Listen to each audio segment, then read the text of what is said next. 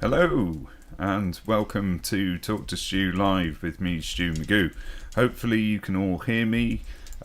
Do drop a comment in the chat if there's any issues with the volume. And welcome to our live show. So, yes, what's going on? Well, first of all, a bit of housekeeping. Just to let everybody know, we do moderate this chat. We want to keep it as civil as possible. Obviously, we're here to answer your questions and respond to your concerns about health and social care, welfare benefits advice as well, all of those kind of things. So we're very happy to do that, but obviously we want to keep it civil and keep the political opinions, let's call them, to a minimum as much as possible where they might cause offence. Also, there are some automatic moderator settings on there, so if you type stuff in all caps, it might get flagged up and put to one side. That all said, we've got a really supportive community here, lots of people helping out with chat as well with other bits of advice. I haven't seen some of our usual suspects yet who tend to help with that, such as Edward Brown, but they may be along later. Hello to all the regulars as well who've joined us. I can see Rob McCallan's in the room, Cheekster, a few others as well. Your support for this channel is brilliant, and really Samantha Little's there. So yeah, good to have you all here. So first of all, I like to usually start off with a little bit of news and then go into some questions that have come onto the videos that I've posted recently, just to start us off and give it time for some of your questions to come through. If you do ask a question, it should be picked up by either the Duke of Nuke or Becky, Rebecca Plant, who are in the chat doing the moderating, and they will pass the questions over to me. So if your question hasn't been answered yet, don't worry, we literally answer them in the order that they come in as much as possible. Okay. Sometimes you might join later on in the show, and if you have, you won't have heard this bit, and we'll have answered a question earlier in the show, so we might refer you back to watching the live recording after it goes live, after we finished. We're going to keep it to a tight 1 hour schedule tonight because both Becky and I are very tired, so we'll be signing off pretty much 8 o'clock on the dot. So without further ado, let's get into it. The big piece of news, and I know everybody's been concerned about this for quite some time, is that Becky and I got engaged on Friday night. So I'm very, very pleased to say that I asked the question and the answer was yes. Of course. So I'm very happy about that. And yeah, that ensures the future of Talk to Stu, if nothing else. Yay! So, yes. And the cat parents. Yeah, and the cats. The cats get looked after for a long time. Yeah. So there's, I did put out a news update recently. So many of you may have seen that update video. Maybe that was the first video you've seen on the Talk to Stu channel. If so, great. Thank you for joining us, and your like, your share, your subscribe, your notification bell click, and all of those things. In that video I did mention, so if you haven't heard this before, it might be useful to know for anybody that is on universal credit and they are looking to get back into work, there is a new transport scheme being set up where if you sign up for universal credit and you are having to complete a work claimant commitment, as in going to interviews and things like that, you may be able to get money off your train travel. So it is only for trains, not buses. but for people who live in cities like London or Manchester, that could be quite useful, where you've got sort of underground linking most of the areas and boroughs and so on. And yeah, that will be quite useful because it reduces the cost of your travel tickets or your passes to the child rate, which is good for those people who are in that situation. And it's not automatic that you get it, so it is something that has to be assessed by your work coach when you have a chat with them. So yeah, do raise that question either in your journal, on your Universal Credit app, or when you go in for your next appointment. So that's the major piece of news. Everything else is sort of, as far as I'm aware, running along as normal. So I just want to answer a couple of quick questions that came up in the comments that I've had on videos recently. So Ray & Co asks, I have a relative on carers allowance and income support and just received a migration letter for income support to move to Universal Credit and make claim by mid-September. My question is, should I hold off making the claim to nearer September, as I read that as soon as I make the claim my payments would stop after 2 weeks, so as my income support runs till September. I could potentially have no payments between now and probably October if I claim early on to move over. I hope query makes sense and I hope you can advise me. Well, this is a really good question. Lots of people from this point onwards on benefits like income support or housing benefit will start to receive letters asking them to migrate over onto Universal Credit because they have accelerated the transition that's happening. I've obviously talked a lot about transitional payments and things like that, and if anyone's got questions of that later on, we will answer them. But for this one, this is quite interesting because obviously there is quite a long gap given here before this person has to apply for that benefit. And normally when these migration letters have been coming out in the past, people have been given about 4 weeks to start their application for Universal Credit. Now, for income support, it's a bit of an interesting one because it is generally paid on a 2-week rotation, a fortnightly rotation. So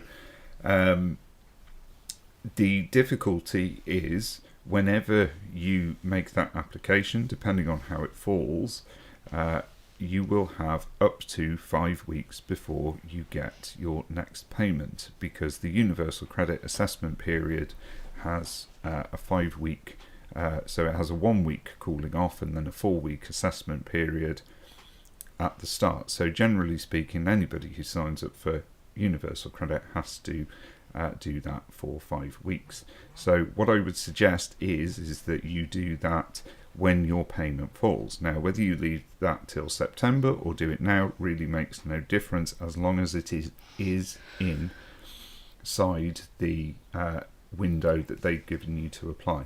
Do not apply afterwards unless you've got a very good reason, such as you're in hospital in a coma or something like that. Do it as soon as you feel confident to do it. If you have got a bit of leeway, then I would suggest, before you make any decision, getting in touch with somebody local to you, maybe at the Citizens Advice Bureau or some similar organisation local to you, to see if they can advise you exactly what to do. Okay, because then you at least have somebody on your side who's got your information and all about your case recorded on their system for quick and easy reference if needs be. But whenever you do that, you are going to have that 5 week cooling off period. So you should, generally speaking, make sure that you have a sort of at least a 2 week run of it. So I would do that application when you get your payment from your income support or equivalent fortnightly payment. Okay, at the most then you will have to go without for 3 weeks. Now, they do advance payments on universal credit for people who are in trouble, and there are also options from your local authority with essentially crisis loans and things like that, which you will also need to look into depending on your local area.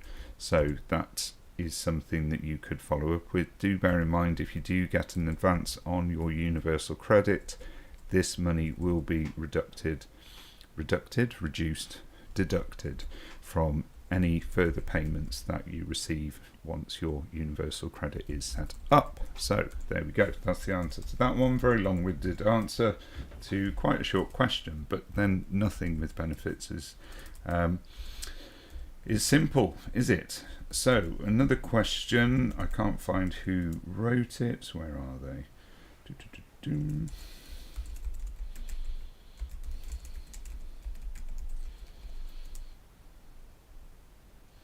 So someone asks, how do we access the new podcast that we've started doing?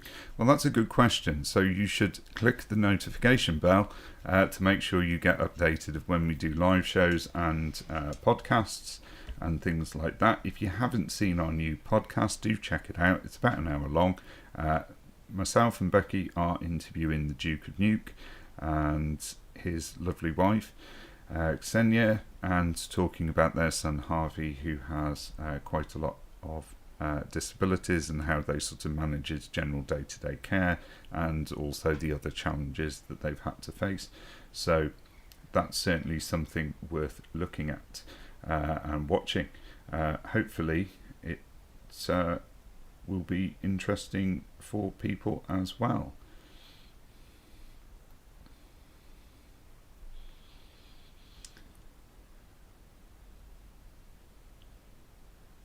So, Kuli Singh asks, just want to ask, I'm on income-related ESA and housing benefit, lived in shared support house, been hearing for ages that we're going to get a letter to change to universal credit. Can you tell me? I'm worried when I get the letter to transfer, I heard it's not auto-transfer. Do I have to fill in forms and go through another medical face-to-face house assessment again before they decide? I'm stressed. So, yes, it's understandably very stressful, but if you have had the health assessment, the fitness to work assessment already, then you should get what we call transitional protection, and that will mean that you get the same amount of money for the time being, and you will also not have to go through that assessment again until that assessment is naturally due to happen, or if there's a change in your circumstances. So don't panic too much, but as I said with the previous question, do make sure you do that as quickly as possible if you're given a 4-week window. And yes, there we go. There was also another question in there, I can't see who dropped it, but it asked what was the difference between carer's allowance and the carer's element, and can you have both at the same time? In some situations, some people do end up with both elements at the same time, though it's not a given that you can have both at the same time. So Edward's dropped in, and so is Sarah. Hello to you guys. Thank you. And Edward set up a new Facebook group to support people with personal independence payment claims, so we'll be dropping that link in there shortly. He's going to email it through to me. So yes, carer's allowance is a benefit that you can apply for if you're caring for somebody for 30 hours a week or more, and if you are earning less than 120, 130-ish pounds a week.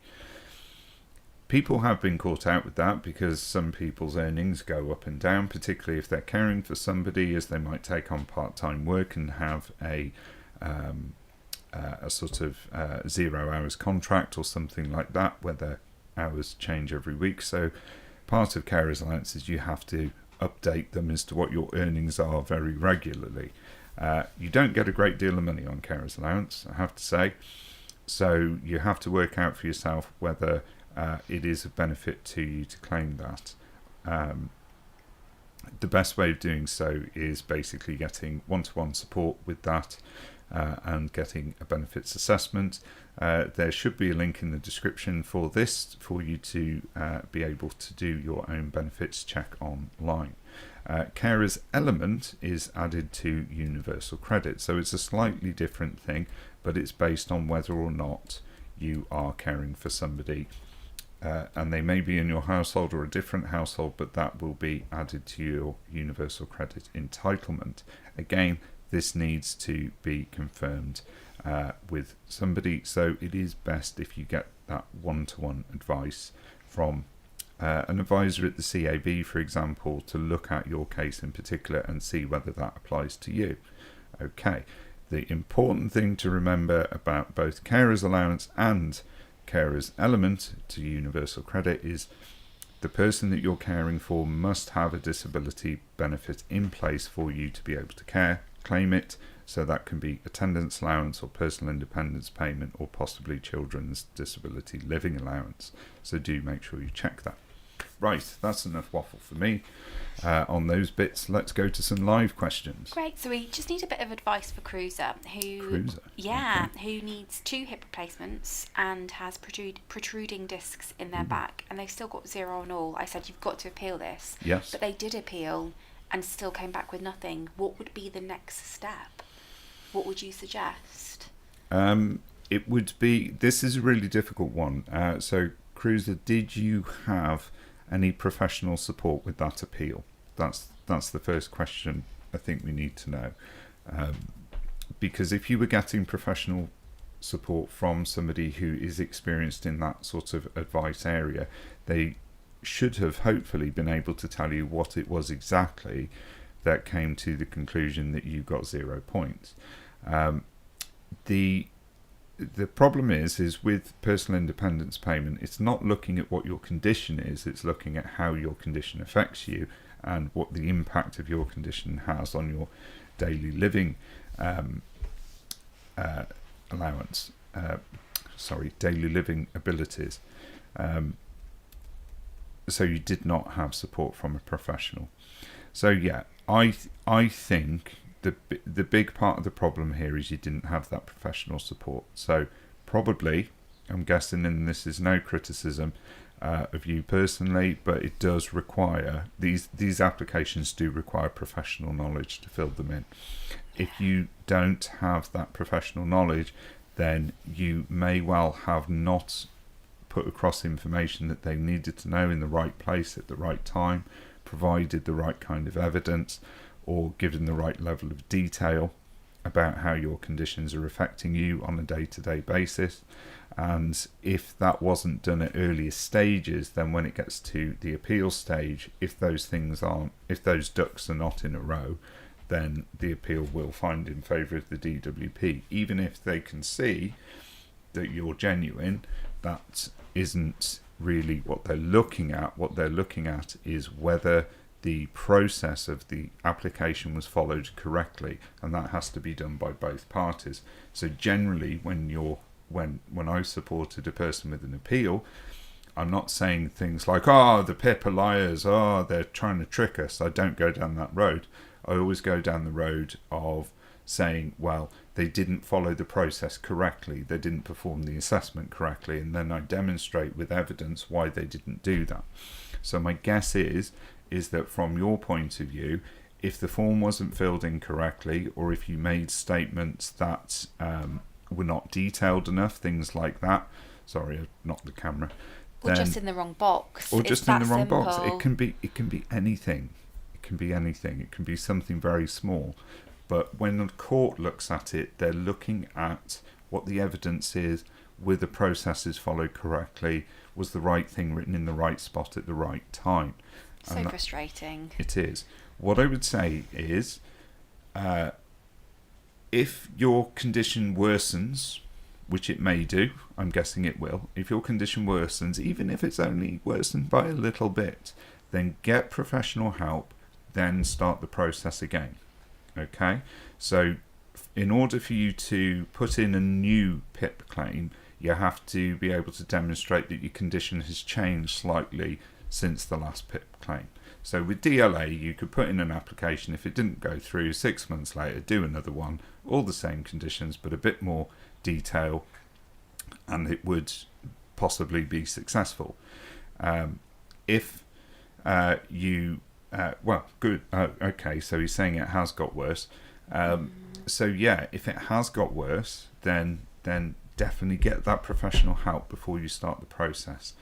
Find somebody at the CAB or local organisations to you. If you're having difficulty tracking somebody down, please do drop me an email, and I can see if I can find someone in your local area that might be able to support you. Yeah. Okay, I have done that for a few. I mean, clearly the conditions mean that you would be eligible, so it is just a case of putting the right stuff in the right places. Yeah. It's like when I was a teacher and we were looking through the mark schemes for GCSE English, and if you just miss a couple of things, even if you've written the most beautiful thing, if you haven't put in certain things, you're not going to get the marks. It's just bananas.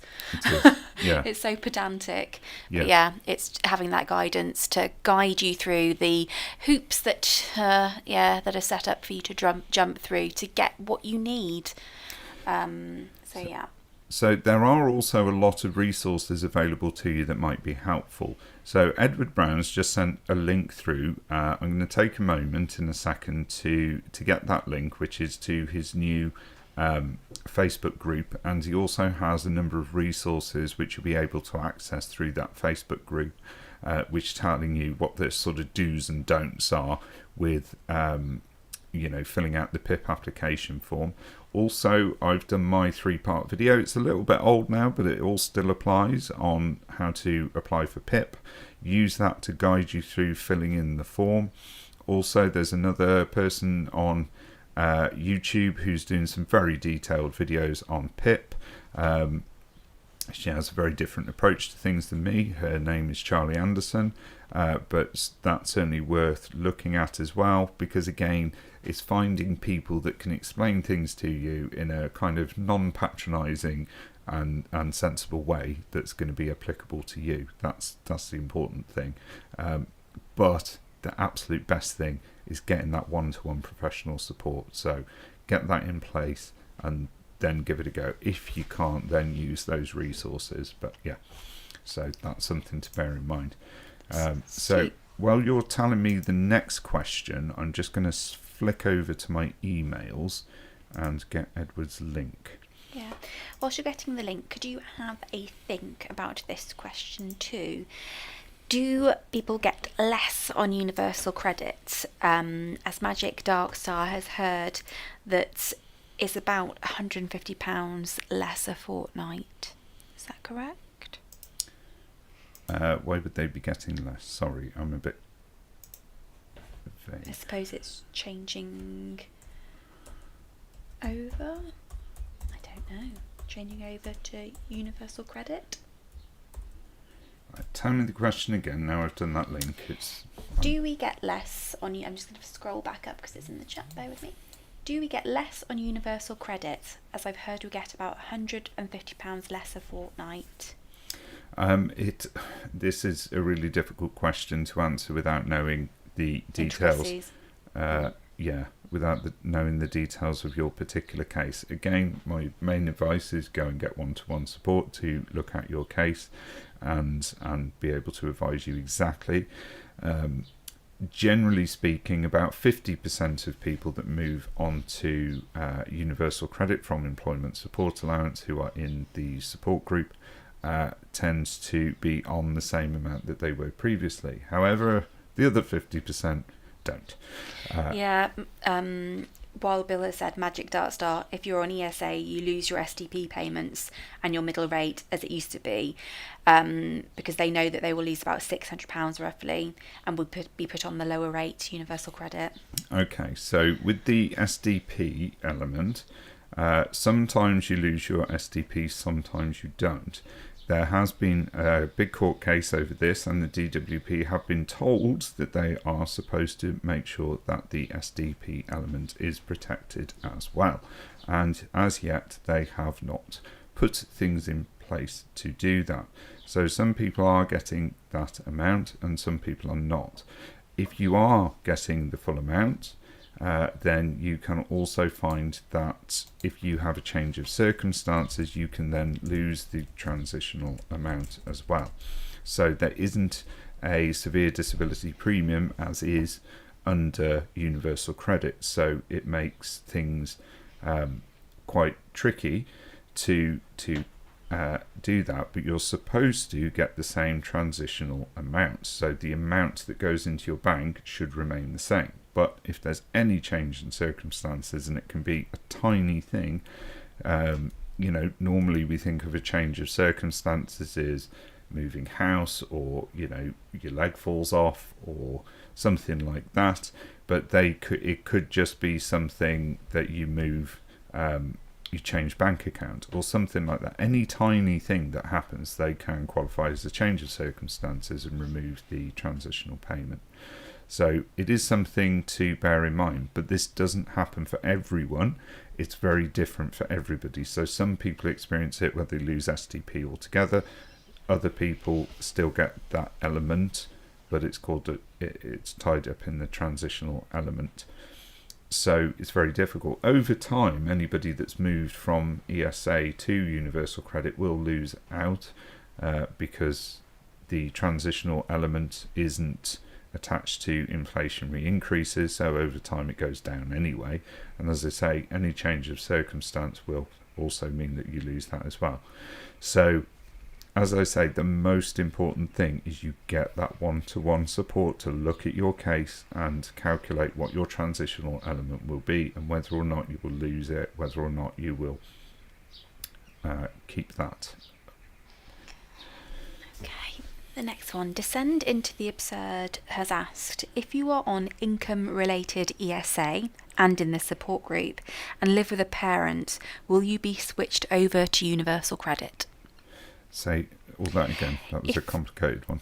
If you are on income-related ESA and in the support group, and you live with a parent, will you be switched over to universal credit? Yes, that's a quick answer. Yes, you will be. Okay. Those notifications should be coming through, assuming that you're not getting housing benefit directly for yourself. You will get those notifications for you to move over. They're supposed to be in September, but just keep your eye out. It may happen before then. So yes, you will have to move. From Cruiser, again, if you are a carer, what changes happen for the person you care for when you're moved to universal credit?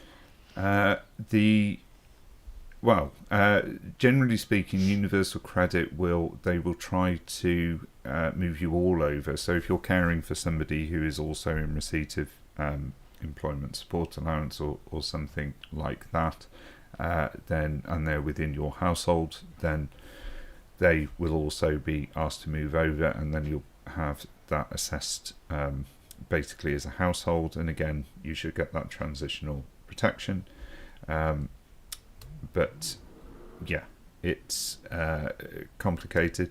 It may work out to being better for you. You may be better off if you move on to universal credit because of the carers element that's within universal credit. Some people are able to achieve that alongside everything else, and so that does put the income up a little bit.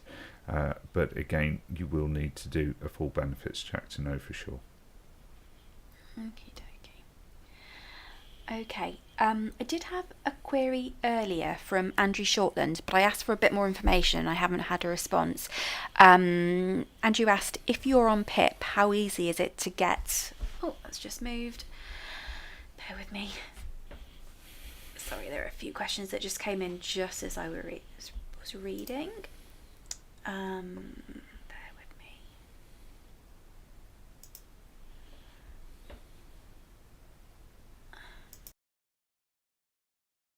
How easy is it to get another assessment?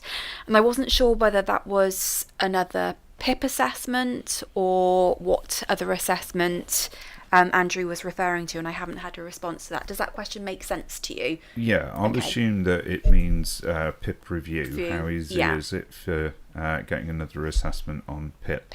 You can apply for one at any time, and they'll send you a form out almost immediately, and then you'll wait about 18 months before they do anything else with it. You will continue to receive the payments that you're on at the same rate, but obviously if your conditions have worsened, and for example you might need a mobility car or a mobility scooter, something like that, which you'd be able to get if you got the higher rate of mobility and currently you're on the lower rate or don't have the mobility component, then that can be quite a long wait. What's going to happen with that over the next few months, we just don't know. But at the moment, the reviews, they've come down a little bit. Some are going through in around 12 months now, but that's still quite a long wait for a PIP review. So, yeah. Okay. So, we have a question from Nutty Livette. Mm-hmm. I'm on ESA income-related legacy benefits and housing benefits. Mm-hmm. When will the change happen? Thank you. Well, if you're on housing benefit as well, then the change may happen a bit sooner for you. So you'll be looking at probably being notified in July, or between July and September. At the very latest, it's going to be September that people are getting their notifications to move over coming through. But they're starting off with focusing on people on housing benefit, working tax credits, housing benefit and ESA, and then fully on ESA. So it could be July, could be August, definitely September. Okay. It will be soon. KJ Wilson. If I'm at pension age in the next few months, but will not qualify for housing benefit because my new circumstances mean I will be over the 16k capital, do I still have to declare it, and how much and when? Yeah, you absolutely have to declare it, and you need to declare it as soon as you're in receipt of it. And that is when you're in receipt of it, not when it's talked about. So you may get a forecast for your pension until you're actually getting that money. It's only a forecast. It's a bit like the weather. We can be told it's raining tomorrow until it actually rains. We don't know. It might be sunny. Let's live in hope. But yeah, so if you're a few weeks away, then you need to try and sort of time it so that it all falls together, which can be quite tricky. But yeah, you need to do that as soon as you receive it, basically, so that you know that you've informed them and that they're fully aware of what it is, because they will calculate it from that date that you receive it. So you need to make sure that you communicate to them the date of that money. Sometimes it might mean that you have to pay a little bit of money back, so just be aware of that when it's going through. Also, if you are in a housing association property, or even in with a private landlord, do make sure that you communicate with them properly as to when that's happening. Certainly housing associations tend to give a little bit of leeway with that, but what you absolutely mustn't do is not pay your rent payment on time. That is definitely the worst thing that can happen. But as long as you're communicating them about what money you're getting and when you're getting it and how much you know and how much you don't know, then they will give you a bit of leeway. Private landlords might be a little bit different, depends on the relationship you have with them. But again, just communicate as much as possible around that time. Just a really quick thank you to everyone for the lovely congratulation messages as well. We've had loads. You'll see them afterwards, Stu. Yeah. Kevin Newbury. Hi, Stu and Becky. Hello, Kevin. Hi, Kev. At the moment, I'm on ESA and PIP. I'm coming up to my 66th birthday. Ooh. Happy birthday. Happy birthday. Will all my payments stop? Well, they shouldn't just stop. You will need to apply for your state pension. State pension doesn't automatically happen. You can do that online. You should get sent a letter with your state pension that has a specific code in that letter, which you will need when you do that application for your state pension. Okay, you type that in and it just pretty much confirms that you are you, and then it will ask you, do you want your pension to happen now or happen later? I generally advise get your pension as soon as possible, because, you know, if you were to, let's hope not, but if you were to die younger than you were expecting to, then you might lose out on a bit of pension. So, you know, but your financial decisions are up to you, of course. But as I say, for your state pension to start, you need to fill that in when you get that letter. What was the other thing he was on? Sorry, and PIP. ESA and PIP. Yeah. Yeah. So with PIP, you'll still continue to get PIP paid in the normal way on the same routine, and that will be good. But if you were to have a review in the future, you cannot upgrade the mobility component past the age of 66. Okay. Now, if you were to lose your PIP for some reason and you didn't go for mandatory reconsideration and appeal and get it reinstated, then if you were to then reapply for it in the future, you would be looking at attendance allowance, which is a similar amount of money on the care component, but again, you don't have the mobility component with attendance allowance. So yeah, that's that. We have a complicated. It's so complicated, I can't say the word. A complicated question that I portmanteaued together. I'm on Legacy, from Gemma Burton. Hello, Gemma. Hi, Gemma. I'm on Legacy CB ESA with IR top-up. What happens with the crossover in this instance? I've not found any information or anything. Legacy CB. Yeah. ESA. Trying to think what CB stands for. Edward, help me out here. What CB stand for? Should we go back to that one? Yeah. If you could just clear that up for us as to what you mean by CB and IR. Sometimes the initialisms, there's so many of the bloody things, I'm not sure what they are. CB, carer's benefit? Probably. I don't know. Might be carer's allowance. Child benefit. Aha. Makes sense. Yeah. So, ESA, child benefit. With IR top up.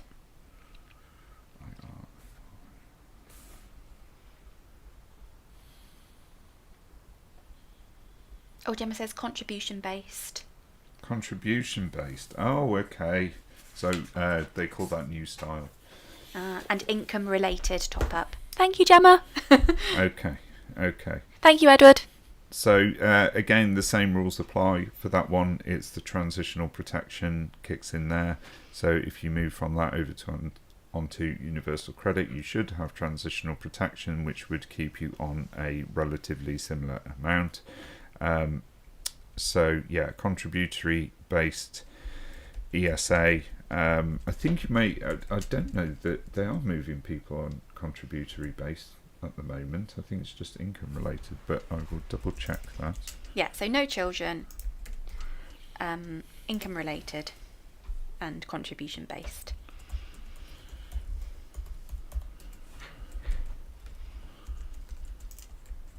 Yes, so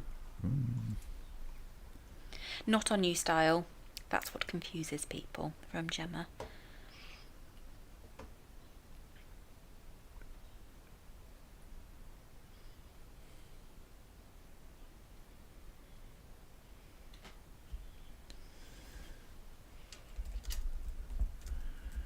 yep, that could happen in the next couple of months.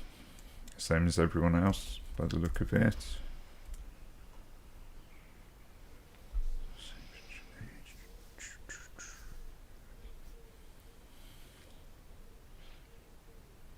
So if you're on new style employments and support allowance, you'll not be allowed, asked to move to universal credit. But she's not on new style. Well, my understanding is that contributory based ESA is new style ESA. Oh. So where the confusion is there, I would need to iron that out to answer that properly. Okay. So I'm not saying that I am answering that question, or that I'm not answering it. I don't have enough information because it's a conflicting It's not something that I've come across, but if anyone on the chat who knows about these things as well wants to correct me, please do. Gemma, you're a special case. Yes. Unique. Shall I pop in another question? Stu? Yes. What I'll do is I'll pop my email in the chat now. So Gemma Burton, if you can just email me a bit more details about your case, and then I'll have a look into it, because I'm a bit confused. I've got a lot of questions coming through, love. Okay. Go on. Yeah, I'm just scrolling because they're too big to fit on the screen, and when I move it, it is not allowing me to go to where I need I'm just going to mute the mic for a minute, guys, just to have a quick chat with Becky. I've got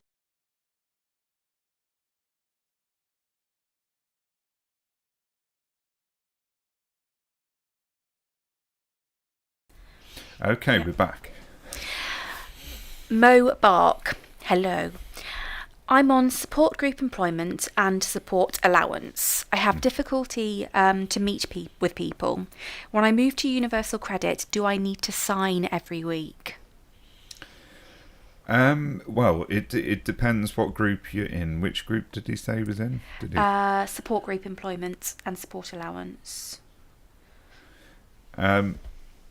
Support group. If you're on the support group, then you'll be put into the limited capability for work-related activity group, which also means that you don't need to apply for work, so you won't need to sign on. Basically, you won't need to go in and do that, because you'll be on the transitional. You'll have transitional protection. You don't need to apply for transitional protection. It's something that is part of the information that you provide to them when you make your universal credit application, as to what benefit you're already on, and that will inform them that they need to apply the transitional protection to you. So all of that should happen relatively automatically when you make the move. But yeah, if one of your things that is part of your condition is that you can't associate with people to be able to do that sort of thing, and you're already in the support group, then that will follow you over to universal credit. Okay. Jan has severe COPD epilepsy and also other problems. Will their carer get a premium with his state pension? Good question. Oh. Don't think they do. I think that's one of the things that's a bit of a problem with the state pension, is that you don't get any extra if you're a carer, because you're already receiving an income benefit, which is the pension. So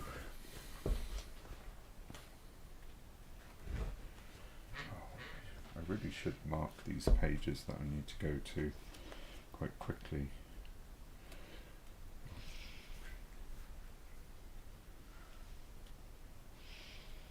So just bear with me, guys. Not too far.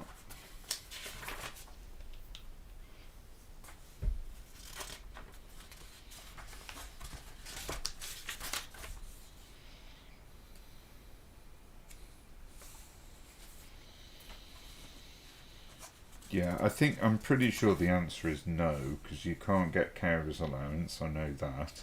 And I'm pretty sure there's no extra things.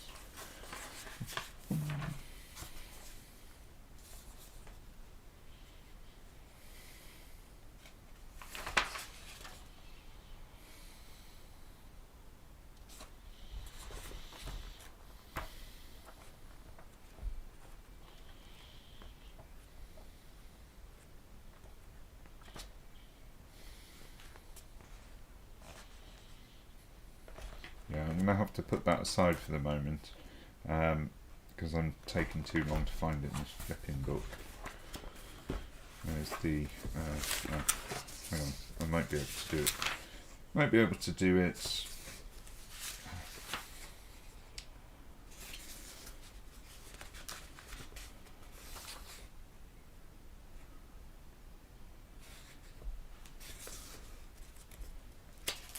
No, I'm taking too long. I'll circle back round to that one. If you can pop your question to me by email to the email address I've popped in there, then I'll look into that more and get back to you. That was for Jan. Jan. Querying about their carer and the state pension. Yeah. Next question. Liz Barris. Hi Stu. I'm going through a universal credit review and they've put a note in the journal that they will let me know about the next steps. Is it normal for this to take over a week? Yeah, I mean, it could take longer. I mean, poor old John Huggs, I mean, he was waiting for like 4 or 5 weeks because they'd sent it to the wrong department when he'd sent in a particular query, and it was only because he kept badgering them that they eventually managed to locate where his query had been sent and answer his question. What I would say is don't leave it too long before you start chasing them. Generally speaking, if you haven't heard from them within a fortnight, you should be chasing them on that query. Particularly, if it's holding up a payment, then you should be chasing them every single day. And yeah, doing that through either through your journal or by contacting your job centre directly if you're able to. And if they're still not getting back to you within a reasonable time frame, then it's certainly possible that you could look at raising a complaint about it. There is a complaints process with job centres to kind of look at how they're administering things.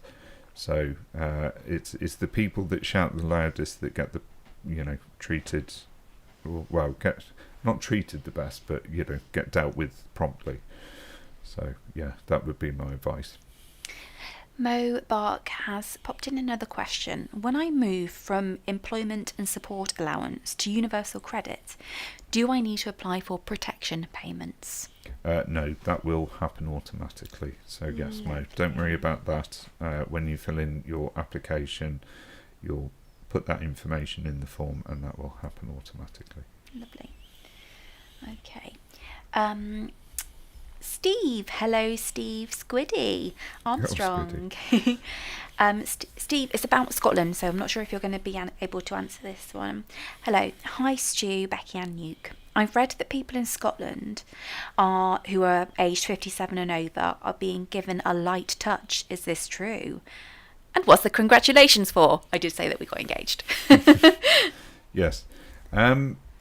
So I understand that with people over a certain age, with the ADP, that they are taking a light touch approach to that in terms of how they reassess things there. I've not had a great deal of feedback as to how that actually goes. So yes, I think you're right. I think they are doing that from 57 or 58 onwards. So yeah. If you're looking at having the ADP reassessment, then they should take a light touch with that and pretty much do a continuation of the benefit that you're on unless your conditions have worsened. So it's very similar to the light touch PIP review that we expect to see here, that currently takes 18 months to get a decision on. But yes, Samantha Little, I've just seen popped something in there saying that she was waiting for over an hour on the phone to the DWP yesterday, so you have to be patient. So going back to the previous question of contacting them, yes, do be prepared to be on hold for a very long time. So speakerphone, do the washing up, chop some vegetables, whatever. Lovely. Nutty Livet, hello again. I'm not sure about this this abbreviation. When I got TOD to managed migration Do I have to fill out forms or does it just go over? TOD. It might be a typo, I'm not sure. When I get told to managed migration. Told to managed migration? Is it capitals? Yeah, capital T, lowercase o, lowercase d. Sorry, Nutty, if I've misread this. When I get told to managed migration, do I have to fill out forms or does it just go over? No, you do have to fill out the forms. So to? you have to do that yourself. You have to start the application process for Universal Credit online, unless you have a major issue with doing that, and then you would need to contact your local job centre. Or if you do have difficulty with doing that, local libraries, if you have one, if they haven't closed it down, are also quite helpful. Generally, we getting people to apply for Universal Credit online. They can usually provide you with a computer to do it, and sometimes even somebody to help you actually fill it in and do that. So if people don't take a loan from the benefit for those 5 weeks, when you're moved over to Universal Credit, does it get backdated? That's from Cruiser. So it covers the 4-week assessment period. 5-week assessment period. So it's not exactly backdated, but it sort of is. So it's like when you start a job and you do a month in hand sort of thing. So yeah. Lovely. Brilliant. We've had lots of thanks for everything that you do, so thank you very much. The Secret Watcher says thank you in particular. Ooh. I know it's a really good name. I love it. Where's he watching from? I don't know. Or she? But yeah, they are in they? receipt of the old style ESA income-related housing benefit and receive child tax credits. It's a triple whammy, and they are dreading the migration letter. I would be. Yeah. There's a lot of concern. There's a lot of worry in the chat, and it is really worrying, and we're really sorry, that people are having to go through this. I know that, there are a few comments in here about people taking away benefits as well, and what's happening in the world politically. We are concerned. We're here to try and help you navigate the system. And it is frustrating. I know one particular commenter has said, they've had fibro all their life and is just obviously really cheesed off that these high-ranking MPs are trying to stop disability benefits. We hear you 100%. Stu has fibro too, and it is totally life-altering. And yeah, you just hopefully you'll get some sort of gems of what to do to help you move forward with this. What would you say, Stu, if people really are feeling totally disgruntled right now with the way things are? What is a proactive and positive way to sort of channel that feeling? Either the feeling of fear and thinking, oh, crikey, what am I going to do? Or the feeling of we need to try and make a change. If you could deal with those two separately, because they're two quite separate things. Yeah, I think that's a really good thing to think about. I'm worried as well. I received PIP too. PIP was what allowed me to be able to get back to work. If I hadn't have got PIP, I wouldn't have been able to keep my flat whilst working part-time. And the fact that it comes in the payment that it does, gives you the independence to choose how you use that. I wasn't in a position where I could work full time, so that's how I chose to use it. But somebody else may choose to use it differently. And with the cost of living crisis, obviously, most people are, using it as an income as much as they are using it to buy essential disability equipment. The fact that the government has caused a cost of living crisis, Liz Truss, I'm looking at you particularly, but all of them, to be honest, they've all added to it. They've caused that crisis, and then they've said, well, you shouldn't be using that money for income, we'll give you vouchers instead. It is still a consultation at the moment. But yeah, there are worries that they're going to move forward with this, and if Labour take power, they haven't given any indication that they're going to do away with that system. They may be a little bit more, a little less severe with it, but they haven't given any indication. That said, we don't know that it is going to go over to a voucher system and that the payments will be stopped. And we are still at a point where we can influence these decisions to a certain extent. So if you want to be proactive, there's a lot of petitions out there. Sign those. Okay, we've signed a lot of petitions over the last 10, 15 years, and it hasn't made a fat lot of difference. But also bombarding MPs with emails is another way to go. Get out on campaigns. Look at people that are your local councillors as well. Put pressure on them. Local councillors might not be attributed to a ruling party, but they will still have to deal with people, knocking on their doors. Get involved with as many campaigns as you can, whether that's online or actually getting out there if you're able to, and going on protest marches, things like that. I mean, these Extinction Rebellion lot, they're covering themselves in jam and jumping onto planes and doing all crazy stuff like that. That's probably not really what disabled people want to do.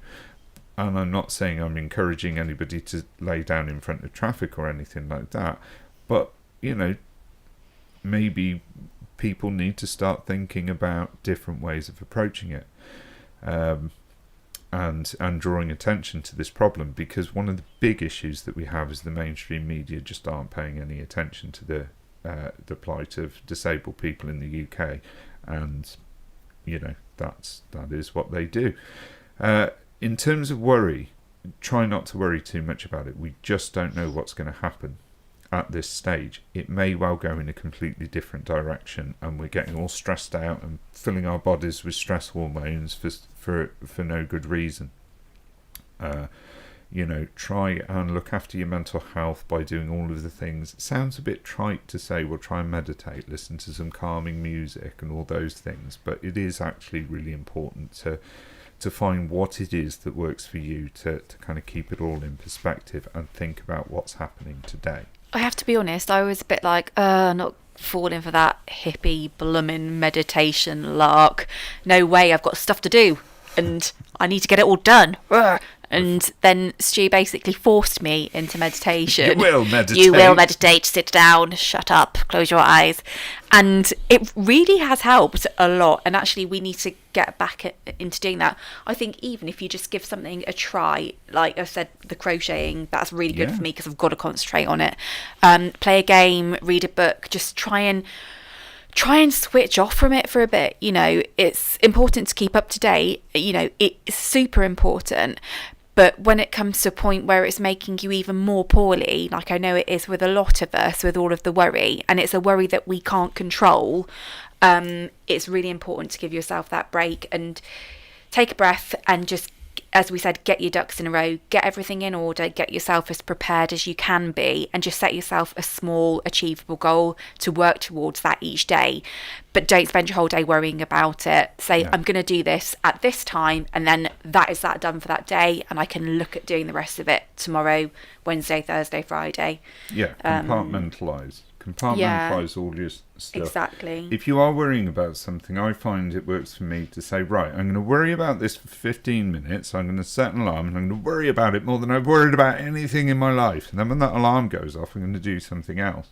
So that might be playing a game on the Xbox, or, writing something, or doing the washing up, whatever it is. And then if during that period I feel my mind start to worry about that thing again, I force myself to concentrate on what I'm doing. And quite often, not all the time, but quite often, whatever it is I'm doing, I end up getting so focused into that. And, I've said to myself, when I finish the washing up or playing this game on the Xbox, I'm only going to do it for 15 minutes and then I'm going to go back to worrying. But often I don't go back to worrying because I've focused on that other thing and I've ended up losing myself in that. yeah, I totally hear what people are saying. I wish I could walk far enough to go on a march. You know, things like that. Yeah, that's the problem for disabled people. We can't. It's not that easy. And, you know, I have tried to explain. One of my friends is very politically active through the unions and things like that. And I'm like, we can't go on strike if we're not at work. You know, no one sort of notices that. You know, but getting involved with other things, getting people to go on strike for you, maybe, or things like that. Exactly. I know. So yeah, I've just seen a question pop up. Is it true there can be a 10-year wait for PIP? I think you've got to be really careful what you read in the newspapers about PIP or any scaremongering, because they scaremonger and talk so much rubbish about PIP and talk about freebies. I hate that word, the freebies that you get. It's not fucking free. Mind your language. Excuse me, I'll be demonetised. It's not effing and jeffing free. We pay for it with our taxes and we pay VAT on every single thing we buy. Thank you. But anyway, yeah, the 10-year thing is probably a 10-year review. So some people get given a 10-year wait before they get reviewed, and if their circumstances change, they can still get reviewed. They just have to ask for it. But most people don't realise that they can ask for a review, so they might sit there on a lower rate when they should be on a higher rate, and they could potentially sit there on that rate for 10 years. But generally speaking, from application to a decision, it's usually around 4 to 5 months for PIP. So, yeah, I don't see it taking 10 years. So whether that's what the confusion is, I don't know. Have we managed to get... Yes, I hate fake news too, Samantha. Have we managed to get through all of the questions? I think so, yeah. Cruiser just did put, does anyone know if there have been any changes on the cash payments from PIP?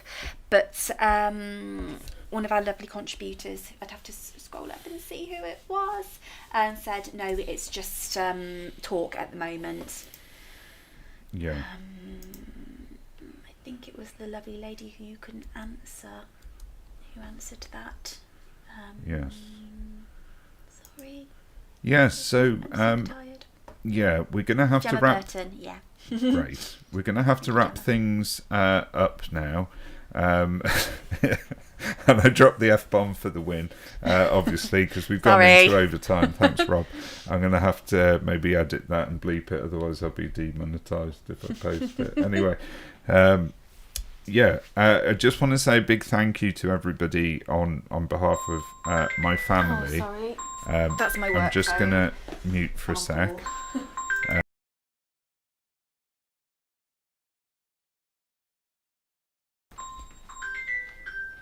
So, okay, that's that noise has stopped now. Yeah, so we're going to wrap it up now. Becky's had to dive off and answer a work call because she's on call with what she does. And yeah, I just want to say big thanks from my family personally on behalf of the Duke of Nuke to anybody who has donated towards Harvey's fund. If you've and even if you just watch the video about Harvey, that's great. It just spreads awareness of his conditions and you know what it is that people have to go through. If you've not seen those yet, do have a look on my channel if that sort of thing is something that you want to. There's an interview that me and Becky do, or you can just watch the short video that the Duke of Nuke pulled together. It's really very good. Also, if anybody is on tonight who has donated to me in the past using Super Thanks or Buy Me a Coffee, a massive thank you to all of you. And just big thanks to everyone for being here and supporting everybody and supporting each other. It's just fantastic. Just remember, we are in this together. They're not with us, but we're in it together, okay? And whatever you're going through at the moment, just keep going. The alternative is worse, much worse. You know, you'd be going through hell, and you keep going through hell. Even if you don't get to the other side, just keep going. Eventually you will. And also look out for Edward Brown's link in the chat. that should be in there a little bit further up to his benefits, Better Together benefits group. He's got lots of resources which are really useful, particularly if you're applying for PIP. And right, I'm off. I'm going to go and have my dinner. So thank you all. Hope I was able to answer your questions. If I didn't give you the full detail, my email's in there as well. Do ping over an email and I'll be looking at answering some of those questions this Thursday as well. So there we go. That's it. We're done. We made it. Okay. Take care all. Love you lots and see you soon.